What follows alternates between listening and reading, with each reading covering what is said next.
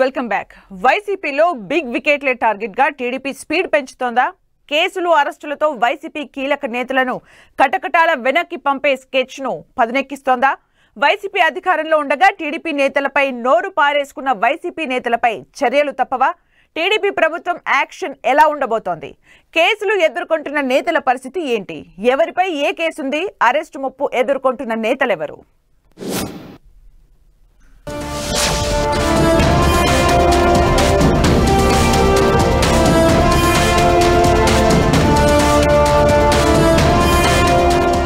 ప్రభుత్వం అధికారం చేపట్టి నెల రోజులు పూర్తవుతోంది. ఈ నెల రోజులు ప్రభుత్వ పాలనపై దృష్టి పెట్టిన ప్రభుత్వ పెద్దలు ఇప్పుడు యాక్షన్లోకి దిగుతున్నట్లే కనిపిస్తోంది. గత ప్రభుత్వం హయాంలో ముఖ్యమంత్రి చంద్రబాబు ఇంటిపై దాడి, టీడీపీ కేంద్ర కార్యాలయం, గన్నవరం టీడీపీ ఆఫీసుల్లో విధ్వంసానికి పాల్పడిన వారిపై కేసులు నమోదు చేయడంతో పాటు పలువురు నిందితులను అరెస్ట్ చేయించింది. ఈ క్రమంలోనే YCP fire brand leader Vallabhaneni Vamsi arrest తప్పదంటూ ప్రచారం జరుగుతోంది. గన్నవరంలో టీడీపీ కార్యాలయంపై అల్లరి మూకల దాడి కేసులో వంశీని నిందితుడిగా చేర్చారు పోలీసులు. ఈ కేసులో ఇప్పటివరకు 15 మందిని అరెస్ట్ చేశారు. మాజీ ఎమ్మెల్యే వంశీని కూడా అరెస్ట్ చేసేందుకు సిద్ధమవుతున్నారు.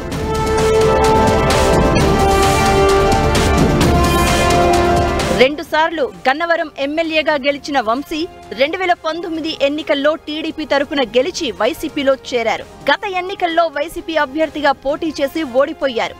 అయితే టీడీపీ నుంచి వైసీపీలోకి వెళ్లిన వంశీ వైసీపీ అధికారంలో ఉండగా టీడీపీ శ్రేణులను టార్గెట్ గా చేసుకుని రాజకీయం చేశారనే ఆరోపణలు ఉన్నాయి.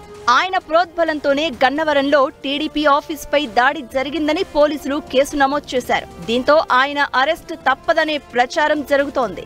ఇదే సమయంలో చంద్రబాబు ఇంటిపై దాడి, టీడీపీ కేంద్ర కార్యాలయంపై దాడి ఆరోపణలు ఎదుర్కొంటున్న ఇతర వైసీపీ నేతలకు హైకోర్టులో ముందస్తు బెయిల్ లభించింది.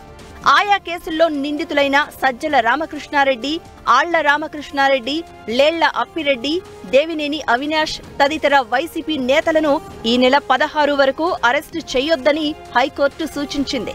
కానీ గన్నవరం టీడీపీ ఆఫీస్పై దాడి కేసులో వల్లభనేని వంశీకి ఎలాంటి ఉపశమనం లభించలేదు. దీంతో ఆయన అరెస్టు తప్పదనే ప్రచారం జరుగుతోంది.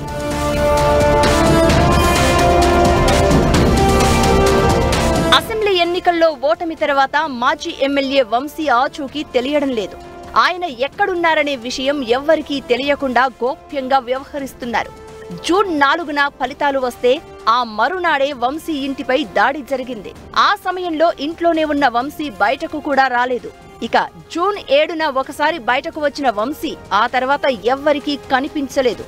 ఆయన అమెరికా వెళ్లారా, హైదరాబాద్ లో ఉన్నారా అనేది పోలీసులు ఆరా తీస్తున్నారు.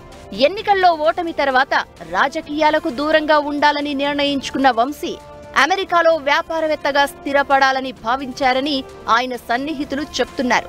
ఎన్నికల పోలింగ్, కౌంటింగ్ మధ్యలో ఓసారి అమెరికా కూడా వెళ్లొచ్చారు. దీంతో ఆయన అమెరికా వెళ్లిపోయి ఉంటారని పోలీసులు అనుమానిస్తున్నారు. అయితే వీసా ప్రక్రియ అంత త్వరగా పూర్తయ్యే అవకాశం లేనందున ఆయన హైదరాబాద్లోనే ఉండి ఉంటారనే సందేహాలు వ్యక్తమవుతున్నాయి. ఎట్టి పరిస్థితుల్లోనూ మాజీ ఎమ్మెల్యే వంశీపై చర్యలు తీసుకోవాల్సిందే అని ప్రభుత్వం పట్టుదలగా ఉండడంతో ఆయన కోసం ప్రత్యేక పోలీస్ బృందాలు రంగంలోకి దిగాయి. అయితే పోలీసులు తనని అరెస్ట్ చేయకుండా కాపాడాలని మాజీ ఎమ్మెల్యే వంశీ హైకోర్టును ఆశ్రయించే అవకాశం ఉందంటున్నారు.